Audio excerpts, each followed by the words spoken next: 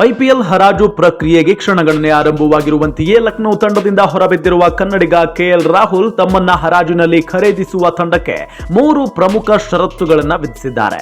IPL ಫ್ರಾಂಚೈಸಿಗಳು IPL 2025ರ ಹರಾಜಿನ ಮೊದಲು ಬಿಡುಗಡೆ ಮಾಡಲಿರುವ ಆಟಗಾರರನ್ನ ಬಹಿರಂಗಪಡಿಸಿದ್ದು, ಈ ಪೈಕಿ ಲಕ್ನೋ ಸೂಪರ್ ಜೈಂಟ್ಸ್ ತಂಡ ಕೆಎಲ್ ರಾಹುಲ್ ರನ್ನ ತಂಡದಿಂದ ಕೈಬಿಟ್ಟಿದೆ. ಇದರ ನಡುವೆಯೇ ಕೆಎಲ್ ರಾಹುಲ್ ಈ ಬಾರಿಯ ಹರಾಜು ಪ್ರಕ್ರಿಯೆಯ ದೊಡ್ಡ ಆಟಗಾರರ ಪಟ್ಟಿಯಲ್ಲಿ ಸ್ಥಾನ ಪಡೆದಿದ್ದು, ರಾಯಲ್ ಚಾಲೆಂಜರ್ಸ್ ಬೆಂಗಳೂರು ಸೇರಿದಂತೆ ಹಲವು ತಂಡಗಳು ಕೆಎಲ್ ರಾಹುಲ್ ರನ್ನ ಖರೀದಿಸಲು ಮುಗಿಬೀಳುವ ಸಾಧ್ಯತೆ ಇದೆ.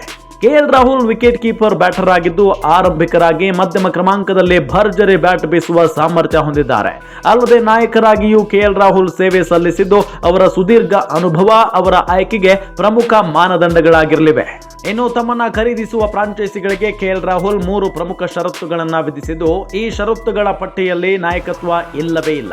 ಆದಾಗ್ಯೂ ಕೆಎಲ್ ರಾಹುಲ್ ತಮ್ಮ ಹಿಂದಿನ ಕಹಿ ಅನುಭವಗಳನ್ನ ಪರಿಗಣನೆಗೆ ತೆಗೆದುಕೊಂಡು 3 ಷರತ್ತುಗಳನ್ನು ವಿಧಿಸಿದ್ದು, ನಾಯಕತ್ವವು ತನ್ನ ಆದ್ಯತೆಯಲ್ಲ, ಬದಲಿಗೆ ಪ್ರೀತಿ, ಕಾಳಜಿ ವಹಿಸುವ ಮತ್ತು ಗೌರವಾನ್ವಿತ ತಂಡದಲ್ಲಿ ಹೋಗಲು ಬಯಸುತ್ತೇನೆ ಅಂತ ರಾಹುಲ್ ಸ್ಪಷ್ಟವಾಗಿ ಹೇಳಿದ್ದಾರೆ. ನಾನು ಯಾವಾಗಲೂ ನನ್ನ ಮೈಂಡ್ ಸೆಟ್ಗೆ ಹೊಂದಿಕೊಳ್ಳುತ್ತೇನೆ. ಓಪನಿಂಗ್, ಮಧ್ಯಮ ಕ್ರಮಾಂಕ, ಕೀಪಿಂಗ್, ಫೀಲ್ಡಿಂಗ್, ನನಗೆ ಯಾವುದೇ ಪಾತ್ರ ಅಥವಾ ಯಾವುದೇ ಜವಾಬ್ದಾರಿ ನೀಡಿದ್ರೂ ನಾನು ನನ್ನ ಸಾಮರ್ಥ್ಯ ಮೀರಿ ಆಡುವ ಪ್ರಯತ್ನ ಮಾಡ್ತೇನೆ. ನಾನು ಯಾರನ್ನೂ ನಾಯಕತ್ವ ನೀಡಿ ಅಂತ ಕೇಳಲು ಹೋಗೋದಿಲ್ಲ. ನನ್ನ ನಾಯಕತ್ವದ ಕೌಶಲ್ಯವು ಸಾಕಷ್ಟು ಉತ್ತಮವಾಗಿದೆ ಅಂತ ನೀವು ಭಾವಿಸಿದ್ರೆ ಮತ್ತು ನನ್ನ ಕ್ರಿಕೆಟ್ ಆಡುವ ರೀತಿಯಲ್ಲಿ ನೀವು ಏನಾದರೂ ಒಳ್ಳೆಯದನ್ನ ಕಂಡುಕೊಂಡ್ರೆ ಆಗ ನೀವು ನಿರ್ಣಯ ಕೈಗೊಳ್ಳಬಹುದು ಅಂತ ಹೇಳಿದ್ದಾರೆ. ಅಂತೆಯೇ ನಾನು ನನ್ನ ನಿಭಾಯಿಸುವ ರೀತಿಯಲ್ಲಿ ಮತ್ತು ತಂಡಗಳನ್ನು ನಿಭಾಯಿಸಿದ ರೀತಿಯಲ್ಲಿ ಕಳೆದ ಕೆಲವು ವರ್ಷಗಳಲ್ಲಿ ಸಾಕಷ್ಟು ವಿಶೇಷ ಅನುಭವ ಹೊಂದಿದ್ದೇನೆ.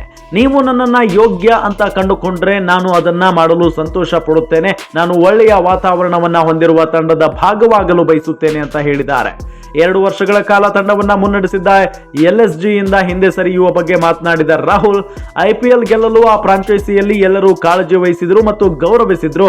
ನಾನು ಮತ್ತೆ ಹೊಸದಾಗಿ ಪ್ರಾರಂಭ ಮಾಡಲು ಬಯಸುತ್ತೇನೆ.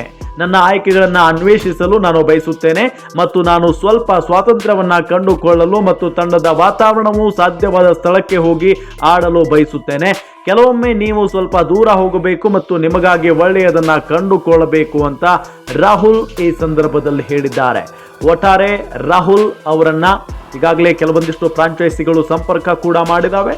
ಅದರಲ್ಲೂ ಬಹಳ ಪ್ರಮುಖವಾಗಿ ರಾಯಲ್ ಚಾಲೆಂಜರ್ಸ್ ಬೆಂಗಳೂರು ಮತ್ತು CSK, ಈ 2 ಫ್ರಾಂಚೈಸಿಗಳು ರಾಹುಲ್ ಅವರ ಬೆನ್ನು ಬಿದ್ದಿವೆ ಅನ್ನೋದು ಗೊತ್ತಾಗ್ತಾ ಇರುವಂತಹ ವಿಚಾರ. ಅದರಲ್ಲೂ ಕೆಎಲ್ ರಾಹುಲ್ ಅವರು ಬೆಂಗಳೂರಿನ ಹುಡುಗ, ಹಾಗಾಗಿನೇ RCBಗೆ ಬರಲಿ ಅನ್ನೋದೇ ಎಲ್ಲರ ಆಶಯವಾಗಿದೆ.